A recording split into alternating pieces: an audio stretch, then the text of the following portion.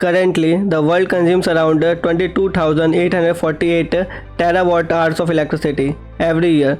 Around 80% of this electricity is produced using fossil fuels, resulting in approximately 60% of greenhouse gas emissions. This leads to environmental pollution. What if we could produce electricity by utilizing the power of plants?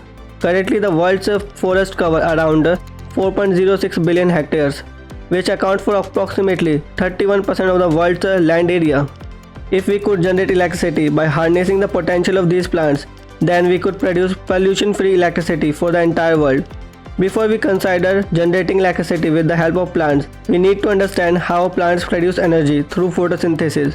Plants absorb water and nutrients from the soil through their roots and transport them to the leaves through tiny tubes. The leaves have small pores called stomata, which absorbs carbon dioxide and release oxygen through a process called photosynthesis.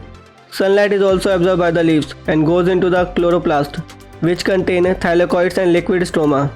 Photosynthesis involves two processes, the light-dependent process and the light-independent process. The light-dependent process takes place in the thylakoids and involves three sites, photosystem 1, photosystem 2 and ATP synthase. When sunlight falls on the leaves, photosystem 2, which contains chlorophyll, absorbs the light and causes electrons to move, which then go to photosystem 1. H+ ions in the stroma move to thylakoids, where water molecules are broken down with the help of enzymes, releasing electrons. Oxygen molecule is also released, which is used by the plant to produce oxygen. In photosystem 1, electrons become charged due to the sunlight and move to ATP synthase, where they are used to make ATP molecules. NADP molecules in the stroma combine with the electrons to make NADPH. The light-independent process of photosynthesis occurs in the stroma, where ribulose bisphosphate made up of 5 carbon molecules binds with the carbon dioxide to create 6 carbon molecules. ATP and NADPH are then used to break 6 carbon molecules and create glucose. Many scientists believe that it is possible to generate electricity using the electrons produced by the plants during photosynthesis.